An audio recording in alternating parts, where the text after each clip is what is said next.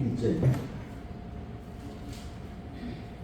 하나님 말씀 느헤미야 11장 1절 한 절 같이 봅니다. 시작. 백성의 지도자들은 예루살렘에 거주하였고 그 남은 백성은 제리코가 거룩한 성 예루살렘에서 거주하게 하고 10분의 9는 다른 성읍에 거주하게 하였습니다. 아멘. 우리가 지금 이제 느헤미야서 다음 주에 이제 느헤미야서가 끝이 납니다. 이제 느헤미야서 앞에는 에스라.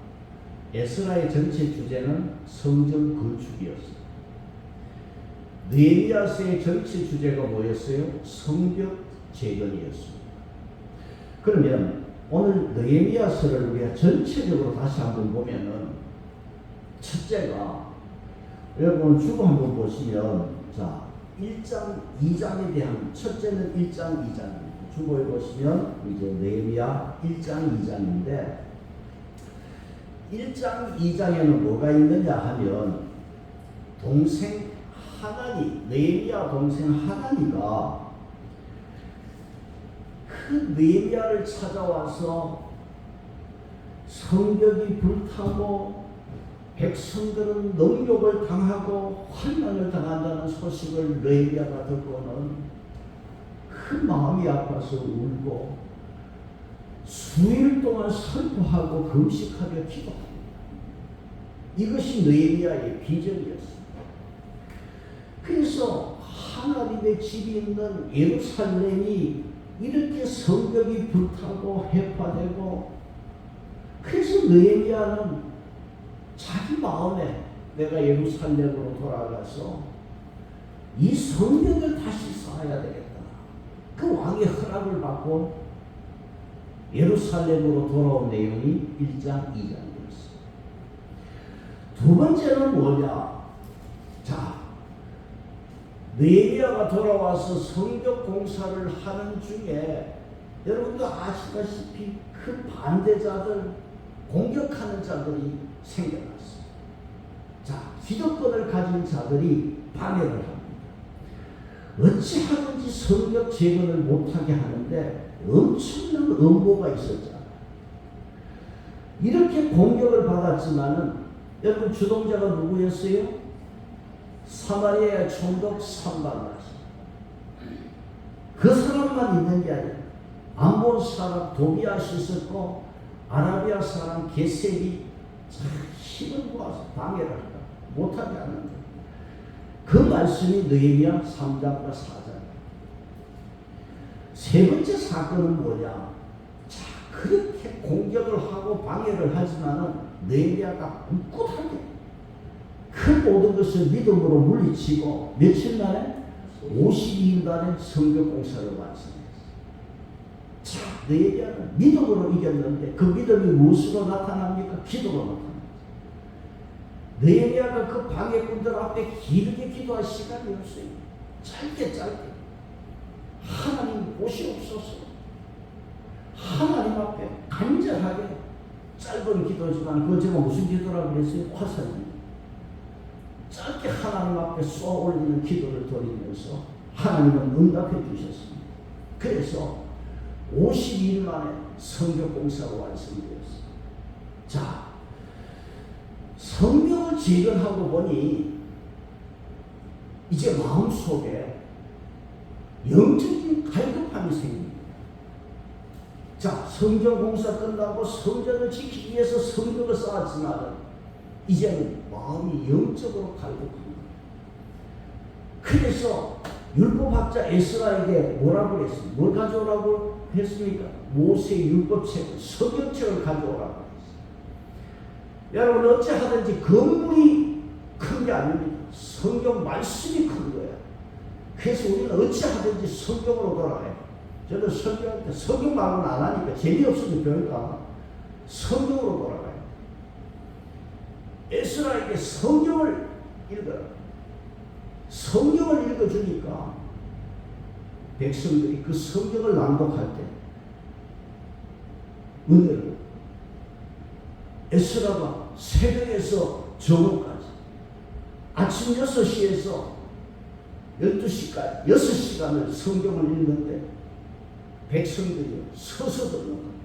6시간을 서서 말씀을 듣는데 말씀을 듣고 보니까 이 말씀이 거울처럼 자기에게 비치는 그 말씀 속에 비친 자기를 보니까 처음 잘못한 위선이 없고 하나님을 무시했고 하나님을 모독하고 살아.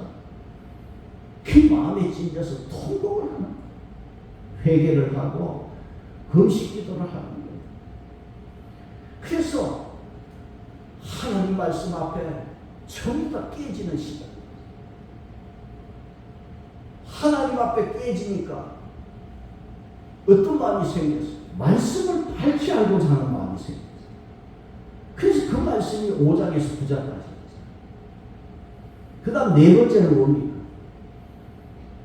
이 백성들이, 레위 사람들, 이 사람들이 기도를 하는데, 여러분, 레위라서 가장 긴 기도가 우리 앞에 보았잖아요. 그 기도를 조목조목 다 기록을 했어요. 기록을 해서 이것을 뭐라고 했어요? 견고한 언약이라고 했어요. 이 언약에 몇 명이, 84명이 자기 이름을 걸고 서명을 했어요. 우리가 이제는 하나님 바르게 섬기겠어요. 84명이 지도자가 도장을 찍었어요. 언약서, 견고한 언약에 도장을 찍었습니다. 뭐냐? 내 이름 걸고 지키겠다. 자기 이름으로 지키겠다. 그게 10장 말씀입니다. 오늘 우리가 11장을 읽었는데 오늘은 11장과 12장 두 장을 제가 설명합니다. 자, 무너진 예루살렘 성벽을 다 이렇게 세우고 나서 보니 이제 또 뭐가 하나 눈에 들어오는 게 있어요. 11장인데 뭐가 들어옵니까?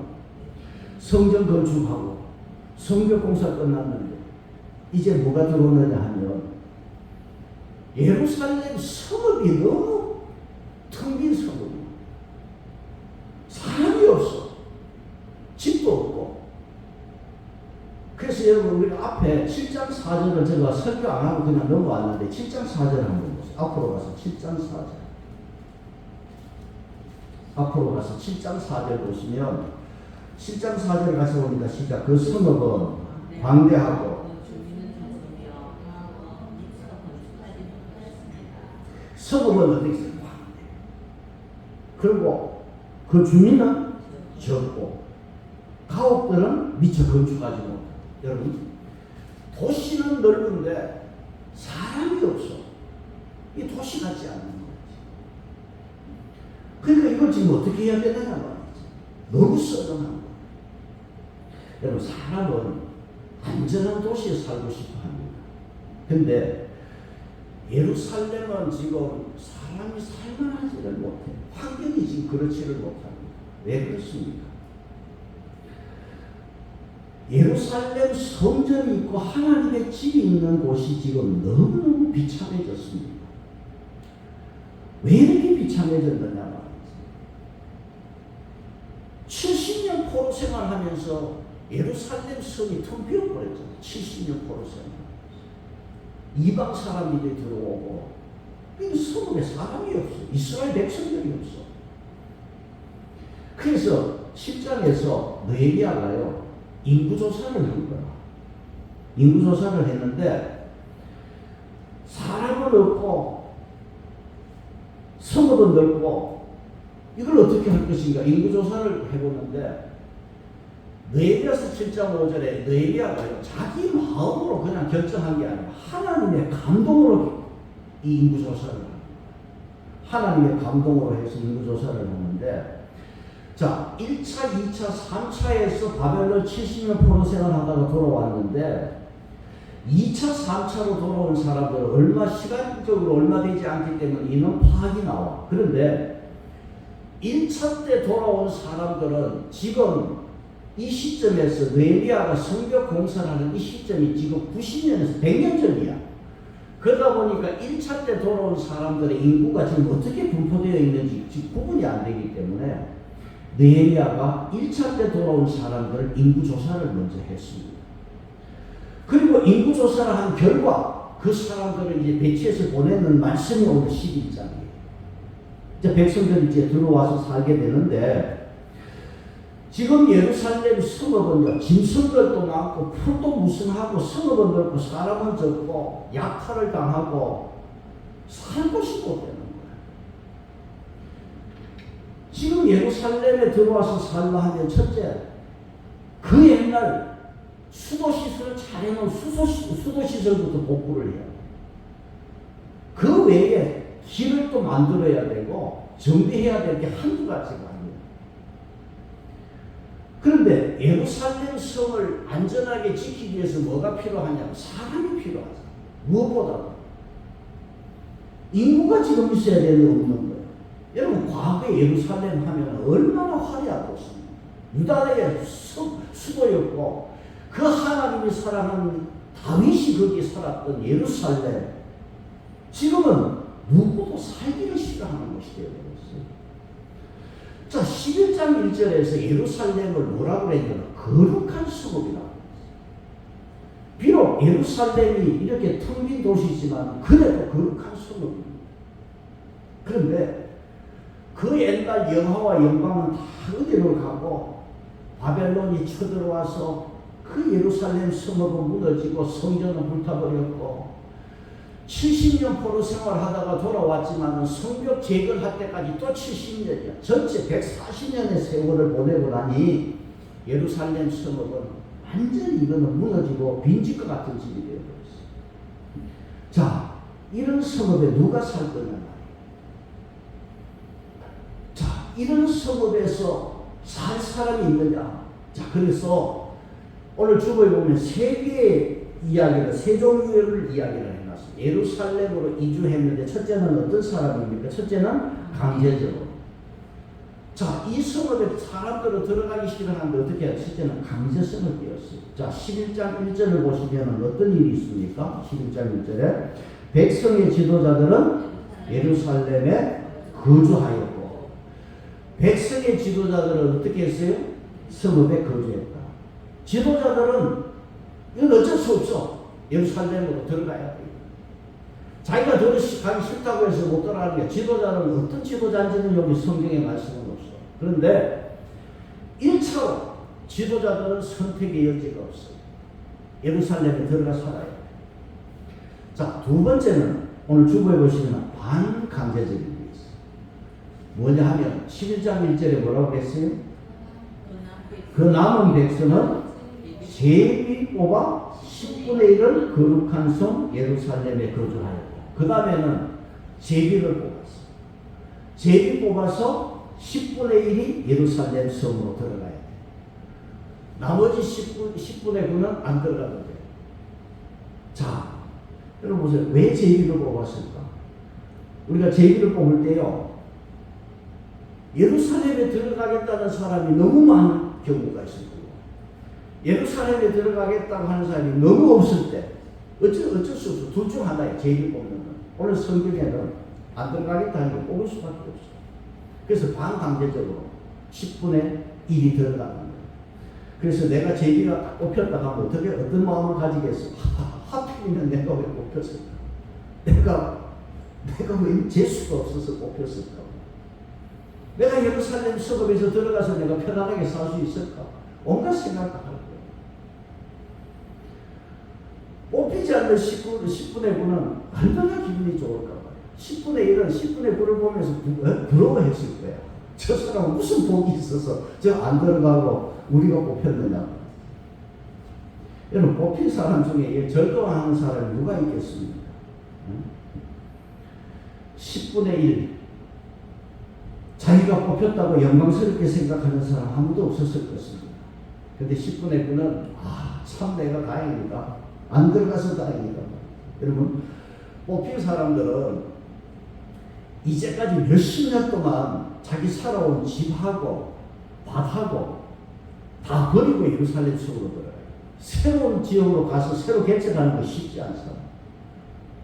그런데 10분의 9는 이제까지 살아왔던 자기 집하고 자기 터전을 그대로 지키니까 얼마나 좋습니까? 그래서 개척한다는 게 쉬운 거 아니잖아. 이 사람들은 불편한 거 살기를 싫어하는데 10분의 1은 지금 마음으로 고생이 많습니다. 그러면 여기 10분의 1을 보면 어찌 보면은 이 10분의 1은 선교사로 파송된 거예요. 선교사로 가는 거예요. 10분의 1이 예루살렘 성에 딱 들어가면 뭐부터 해야 돼요? 건물 수리하고 청소하고 풀 빼고 길 만들고 수도시설 해야 뭐 먹고 살지. 당장 먹고 살 게 뭐가 있습니까? 들어가면 고생이에요. 누가 알아주는 사람 누가 있어요?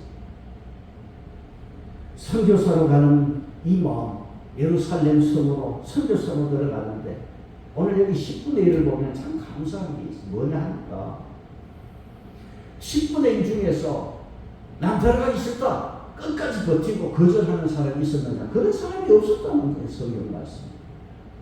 10분의 1이 그대로 순종했어요. 이게 참 대단한 겁니다. 뽑힌 10분의 1은 그대로 순종하고 예루살렘 성으로 들어갔습니다.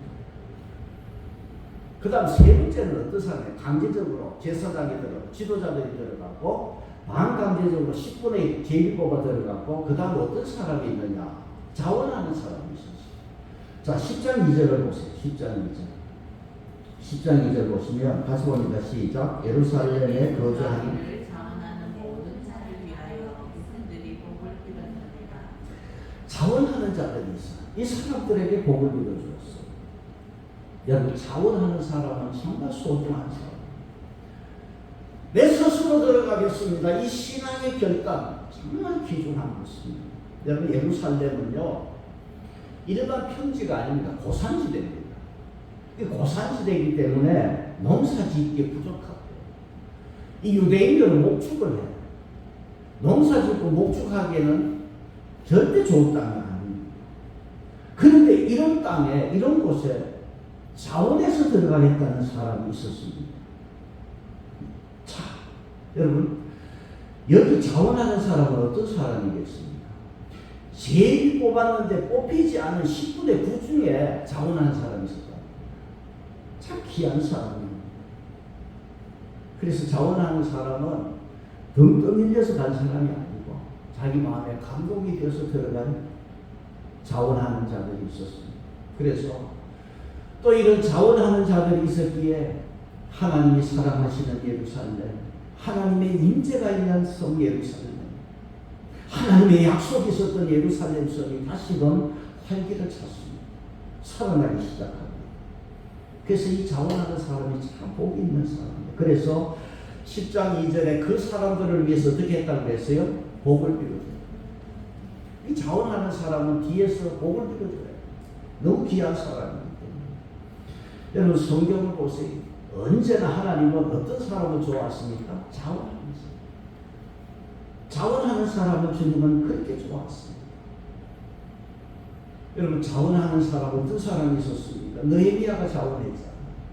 느헤미야가 페르시아 왕궁에 살아요. 이방 사람으로서 유대인의 2세로서 자기는 출세한 사람입니다.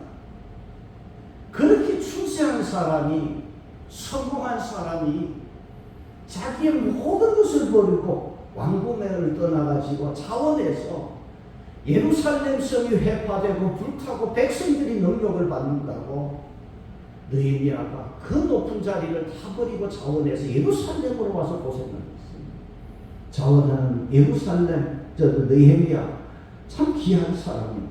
그래서 자원하는 느헤미야를 통해서 예루살렘 성벽이 제거되었습니다. 성벽은 있어야 돼요. 왜냐하면 예루살렘 성이 있지만 벽이 없으니까 예루살렘 성이 위험하거든요. 그러니까 예루살렘 성의 안전을 위해서 성벽을 누가 세웠느냐? 느헤미야 자원에 와서 이렇게 성벽을 세웠습니다. 그리고 여러분 자원의 원조가 누굽니까? 자원의 원조는 예수입니다.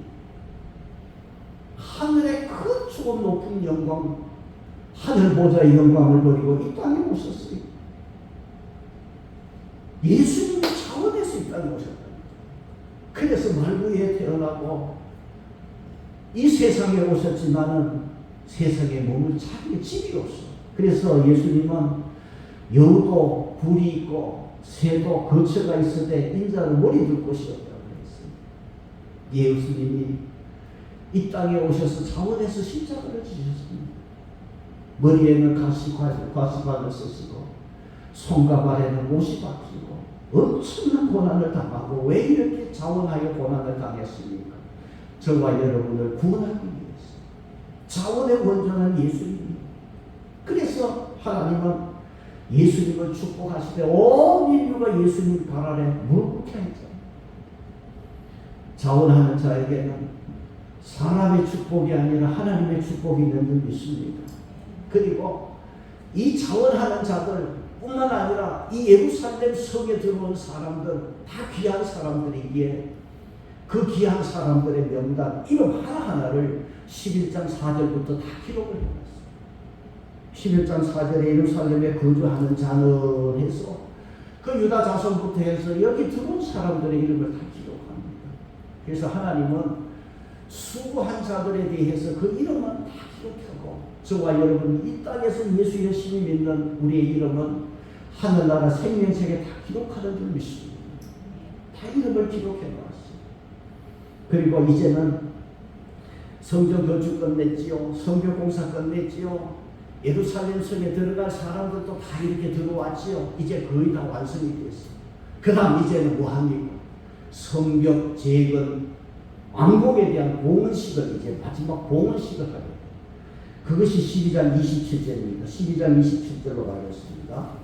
12장 27절을 가시면은 봉헌식이 나오는데 거기 27절 제목을 보시면 뭐라 되어 있습니까? 그 성벽을 봉헌하라. 이제 봉헌식 하나님 앞에 바쳐드리는 봉헌식을 이제서야 하는 거예요. 예루살렘 성 예루살렘이 이제 하나님의 성 예루살렘 거룩한 성이 이제서야 정식으로 다시금 출범하는 봉헌식을 이제 드리게 됩니다. 이스라엘 백성들이 하나님 제대로 안 섬기고 우상 섬기다가 남의 나라 70년 포로 생활하고 70년 후에 돌아와서 성전 건축 성벽 재건하고 또 70년 140년 만에 예루살렘 성을 다시 시작합니다. 하나님 앞에 바쳐드리는 예배를 12장 27절에서 우리가 보게 됩니다. 그래서 이제 봉헌식을 하는데요.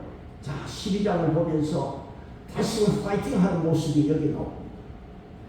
자, 12장 27절을 같이 보겠습니다. 12장 27절 같이 봅니다. 예루살렘 성벽을 봉헌하게 되니 각 레위 사람들을 찾아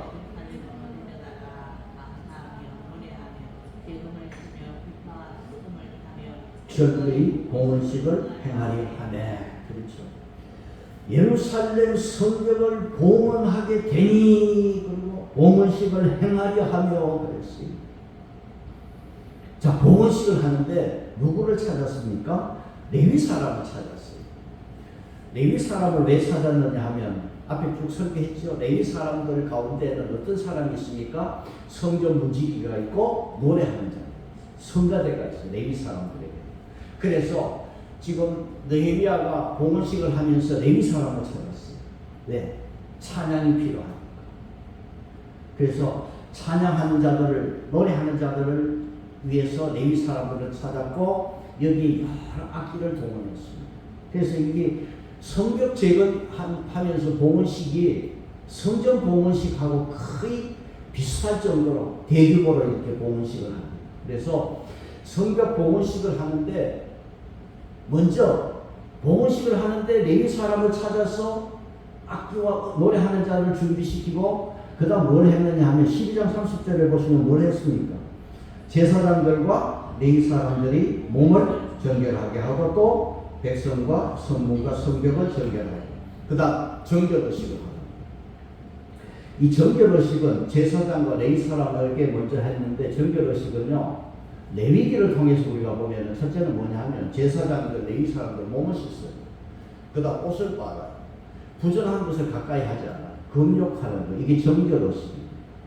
그래서 봉헌식을 할 때 레위 사람들 제사장들 그 다음 백성들까지 성문까지도 물로 정결하게 성벽 문까지도 씻었습니다. 대청소했습니다.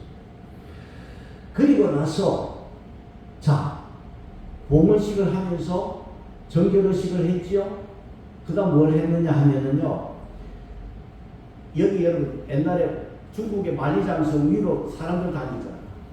성벽 공사를 했는데 성벽 위로 사람들이 다닐 수 있도록 만들어놨어요. 그래서 12장 31절 보시면은 이에 어떻게 했습니까? 사람들이 내가 유다의 방백들을 성벽 위에 오르게 하고 또 감사 찬송하는 자의 큰 무리를 둘러 나누어 성벽 위로 대역을 지역하게 하였는데 한 무리는 오른쪽으로 군문을 향하여 가게 하니. 자, 성벽 문으로 성벽 위로 다 올라갔어. 백성들이 올라가서 한쪽은 오른쪽으로 돌아, 한쪽은 왼쪽으로 돌아. 백성들을 둘러 나누었어. 그래서 서로가 반대 방향으로 돌아서 만나도록 돼 있어. 그래서 성벽을 왜 이렇게 도느냐? 그 한쪽은 12장 38절에 31절에 보면은 오른쪽으로 돌았어. 한쪽으로. 12장 38절에는 한쪽으로 어디로 돌았어요? 다른 무리는 왼쪽으로 돌고, 그러니까 한쪽은 오른쪽으로 돌고 한쪽은 왼쪽으로 돌아서, 그래서 목적지는 어디냐? 12장 40절에 보시면 목적지가 어디예요? 하나님의 두 무리가 하나님의 전에 섰고, 그러니까 하나님의 전 앞이 목적지. 그래서 한쪽은 오른쪽으로 한쪽은 왼쪽으로 돌아서 같이 만나서 하나님의 성문 앞에 딱 서게 되었어요. 자, 이렇게 성벽 위를 한 바퀴 도는 이유가 뭐냐? 우리가 앞에 느헤미야 4장 3절 보았죠? 뭐라 했어요? 성벽 공사할 때 방해꾼들이 뭐라고 했어요? 아, 저 성벽은 여우가 지나가도 무너지겠다. 그 난임 공사, 그 공사 그거 제대로 하겠느냐고 비꼬고 조롱했잖아. 그러니까 지금 느헤미야가 무슨 소리? 백성들이 이 성벽 위를 돌아도 튼튼하다 보여주는 거예요. 항상 여러분 하나님의 일을 할 때 조롱하는 사람들이 있잖아. 누굽니까? 노아가 방주지을 때 백성들이 얼마나 조롱했어요. 예수님이 십자가의 길을 가실 때 그 구원의 길을 가는 예수님을 치려고 조롱하는 사람들 많았어요. 느헤미야가 성벽 공사할 때 조롱하는 사람 많았어요. 그런데 성벽 위를 걸으면서 우리는 이렇게 튼튼하게 잘 지었다. 쳐들어올 생각하지 마라. 선전포고한 거예요. 느헤미야가. 그래서 튼튼하게 성벽 공사를 했어요. 자, 성벽 위를 공사를 하고 백성들이 돌았습니다. 이제 성전문 앞에서 드디어 봉헌식을 합니다. 오늘 설교 마지막 결론입니다. 봉헌식 하는데 세 가지가 나와. 오늘 이게 우리가 예배 드리면서 세 가지 꼭 지켜라는 거예요. 여러분, 성전 봉헌식은 건물 지어서 봉헌하는 게 아니야. 성전은 내 자신이야. 내가 오늘 이 성전 하나님 말씀 앞에 어떻게 봉헌하느냐, 주일날 예배 드리면서 내가 하나님 앞에 봉헌 드릴 때 이 세 가지 꼭 있어야 돼요. 여러분, 건물이 성전 아닙니다. 내가 성전입니다. 하나님 앞에. 그래서 내 자신을 하나님 앞에 든든하게 세우는 성전이 되고 성벽이 되어야 돼. 믿음의 성벽을 쌓아야 돼.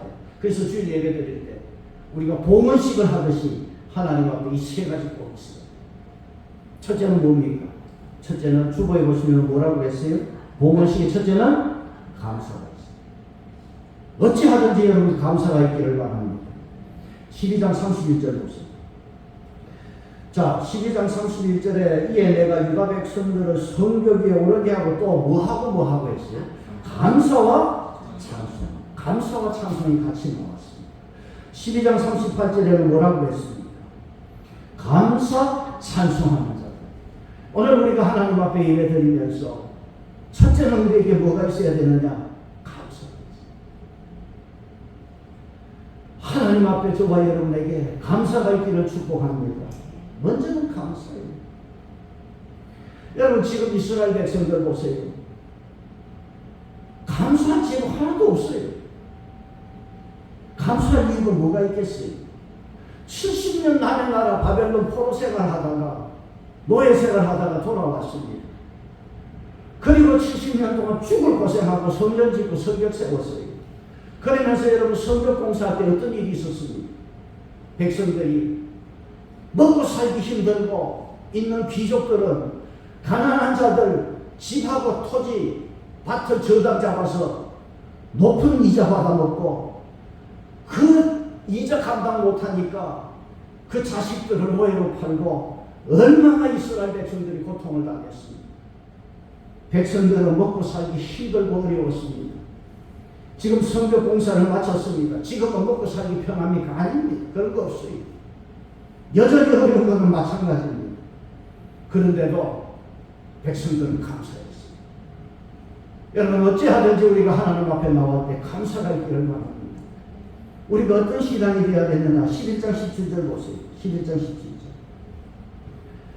11장 17절 보시면은 아삽의 전손 삽디의 손자 아들 그는 감사하는 말씀을 인도하는 자가 되었고 언제나 이런 누굽니까? 이름이 마따냐와 같은 자 되기를 바랍니다. 항상 기도할 때 감사하는 마음이 있는 마따냐가 되기를 바랍니다. 그리스도인의 근본은 감사입니다. 여러분 감사 있는 여러분에게 더 감사한 일이 있을 줄 믿습니다. 그래서 여러분 성벽 공사를 마치고 하나님 앞에 봉헌 예배 드리는데 제일 먼저 감사해요. 오늘 여러분 우리가 하나님 앞에 예배 드릴 때 제일 먼저 우리는 하나님 앞에 감사하기를 바랍니다. 감사하는 성도 되시기를 바라고 두 번째는 뭐냐? 감사와 뭐가 따라 나왔습니까? 찬송이 따라 나왔습니다. 감사와 찬송입니다. 할렐루야가 무슨 뜻입니까? 여호와 하나님을 찬양하라. 그게 할렐루야. 여호와 하나님을 찬양하라. 여러분 찬양하는 말은요 하나님을 높이고 하나님을 인정하고 하나님을 칭찬하고 하나님을 자꾸 이렇게 존경하는 마음이 이것이 찬양입니다. 우리가 1시간 남짓 예배 드리지만은 오늘 찬송 6곡 불렀어요. 여러분 여기 우리 예배 중에 앞에 찬송 빼면은 무슨 찬송과 말씀이 같이 가야 되고 찬송이 있어야 예배가 되는 겁니다. 그래서 우리가 찬송을 하나님께 나가는 거 아니겠습니까? 여러분 느헤미야가 성벽 공사 마쳤어요. 느헤미야 힘으로 했습니까? 아니에요. 백성들의 노력으로 했습니까? 아니에요. 하나님이 도와주셨고 하나님이 파괴꾼들을 막아주셨기 때문에 하나님의 은혜입니다. 그래서 누구를 찬양해야 되느냐? 하나님을 찬양해요. 백성들이 느헤미야를 찬양하면 그러면 안 되는 거예요. 백성들이 목사를 찬양하면 안 되는 거예요. 누구를 찬양해? 하나님을 찬양해요. 우리는 교회 와서 하나님을 찬양하는 거예요. 이것이 그리스도인의 삶의 근본적인 것입니다.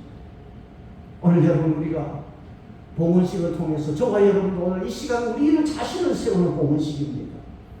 여기에는 여러분 절대로 감사가 있고 하나님 앞에 찬송하는 자 되시기를 축복합니다. 세 번째는 뭐냐? 기쁨이에요. 세 번째는 뭐가 있어야 된다고요? 기쁨입니다. 12장 43절 보겠습니다. 12장 43절 보겠습니다. 같이 봅니다. 시작. 이날에 우리가 큰 제사를 드리고 심히 즐거워했으니 이는 하나님이 크게 즐거워하게 하셨습니다. 이는 두려워하 이는 아이도 즐거워하겠으므로 예루살렘이 즐거워하는 소리가 멀리 들렸느니라. 자 여기에 즐거워한다는 말이 몇 번 나옵니까? 세 번입니까? 네 번이? 예, 즐거워한다. 한 구절에 네 번 나옵니다. 즐거워한다. 봉헌식에 큰 기쁨이 있었습니다. 참 이 백성들은요 이 기쁨을 이기지 못해서 소리를 쳤는데 이 소리가 43절부터 어디까지? 멀리까지 들렸어요. 오늘 여러분 예배 드리고 나갈 때는 기뻐하는 소리가 멀리까지 나가요. 예배 말씀 마치자마자 또 원망이고 울상이고 이거는 봉헌식이 아니고 예배가 아니에요. 예배 말씀을 하면 어떤지 기쁨이 있어요.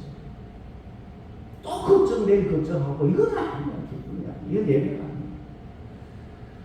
하나님은 어떤 분입니까? 이거 43절 보시면은요 이는 하나님이 크게 즐거워하게 하셨습니다.